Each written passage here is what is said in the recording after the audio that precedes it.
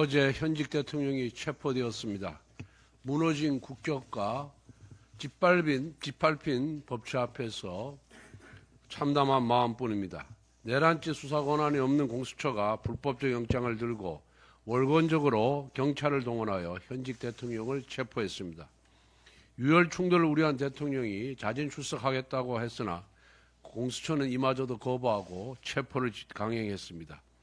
1차 체포영장 때 있었던 형사법 110조와 111조 예외조항이 2차 영장 때는 없어졌습니다. 첫 번째 영장이 잘못된 것입니까? 두 번째 영장이 잘못된 것입니까? 아니면 앞으로 공수처가 오라를 받으라고 하면 입 닫고 무조건 받아야 하는 것입니까? 명백한 법치 농단 행위입니다. 이 모든 사태의 배후에는 민주당이 있습니다. 이재명 세력은 국정 혼란을 틈타 공수처와 경찰을 겁박하여 숙청의 도구로 악용했습니다. 그리고 민주당의 추악한 정치적 뒷거래를 통해 탄생한 공수처는 법치를 짓밟으며 대한민국의 수사기관이 아니라 민주당의 사병 집단임을 스스로 증명했습니다. 대한민국 공권력이 마치 나치 독일의 게슈타포, 소련의 비밀경찰인 KGB, 북한의 보위부처럼 이재명 세력의 찬탈 도구로 전락한 것입니다.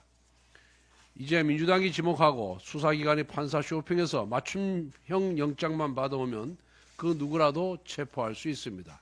지금 민주당은 자유민주주의 대한민국을 일당 독재 전체주의 국가로 만들고 있습니다. 현직 대통령 불법 체포는 범죄입니다. 국민의힘은 이 책임을 묻기 위해 오동훈 공수처장, 우종수 국가본부장을 직권남용, 불법 체포 감금죄, 군사시설보호법 위반 혐의로 어제 서울중앙지검에 고발했습니다. 반드시 불법 체포의 진실과 그 배후를 밝혀내고 국민과 함께 대한민국의 법치와 자유민주주의를 지키겠습니다. 현재 민주당 이재명 대표는 8개 사건에서 12개 혐의로 5곳의 재판부에서 재판을 받고 있습니다. 사법부는 야당 대표와 관련한 사건에 대해 엄정하고 신속한 판결을 내려줄 것을 바랍니다.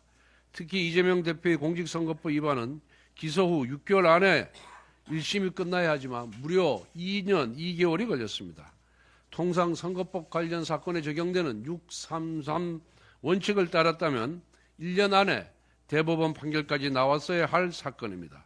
사법부는 공정해야 합니다. 현직 대통령은 불법적 영장까지 발부해서 체포하면서 야당 대표 관련 사건은 눈치를 보면서 차일피일 미뤄서야 되겠습니까? 사법부의 시계가 사람에 따라 다른 속도로 돌아간다면 어느 누가 사법부를 신뢰하겠습니까? 무엇보다 이재명 대표는 성실하게 재판을 받아야 합니다.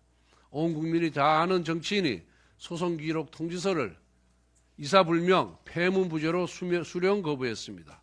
그러면서 공수처와 경찰에게는 빨리 현직 대통령을 수사하라고 겁박했습니다. 남의 재판은 빨리 하라고 제청하면서 자기 재판은 기어가는 사람이 무슨 염치로 법 앞의 평등을 입에 담고 있습니까? 다시 한번 사법부에 촉구합니다. 이재명 대표의 공직선거법 위반 사건에 대해 634 원칙을 준수하십시오. 사법부는 정무 판단을 하지 말고 직업윤리에 충실해야 합니다. 현 정부 출범 이후 더불어 탄핵당인 민주당은 탄핵소추안을 무려 29차례나 발의했습니다. 정부 발목 잡기를 넘어 아예 발목을 부러뜨려 국정을 반신불수로 만들었습니다. 이 때문에 지금도 정부 기능이 정상적으로 작동되지 못하고 있습니다. 이처럼 탄핵 중독당 이재명 세력이 무차별적으로 탄핵을 남발해온 데는 헌법재판소의 편향적이고 불공정한 늑장 심판에도 원인이 있습니다. 국회가 비상식적인 탄핵 폭거를 저지르는 동안 헌재가 단 한 번이라도 신속한 결정을 내렸다면 탄핵 폭주에 브레이크를 걸 수 있었습니다. 지난 8일 헌재 스스로 밝혔듯이 야당은 헌법에 규정되어 있는 중대한 헌법 법률 위배라는 사유는 아예 무시하고 대부분 막연한 추측이나 짐작으로 탄핵소추를 남발했습니다. 법무부 장관은 이재명 대표를 쳐다보았다는 이유로 중앙지검장을 비롯한 검사들은 이재명 대표와 가족을 수사했다는 이유로 감사원장은 문재인 정권의 비리를 감사했다는 이유로 탄핵 소추했습니다. 황당무계한 사유인데 헌재가 얼마든지 곧바로 판단을 내릴 수 있음에도 아직까지 시간을 끌고 있습니다. 이준숙 방송통신위원장은 취임 당일 민주당이 탄핵 추진을 선언했고 단 3일 근무했습니다. 3일 근무한 내용에 대한 심리를 반년 넘게 끌고 있는데 어느 누가 공정하다고 생각하겠습니까? 그래서 헌재가 민주당 눈치만 보고 있다는 비판이 나오고 있는 것입니다. 한덕수 권한대행에 대한 탄핵 소추도 효력정지 가처분 신청부터 판단하면 됩니다. 국회 의결 종족수가 151명이냐 아니면 200명이냐의 판단부터 내리면 되는 것입니다.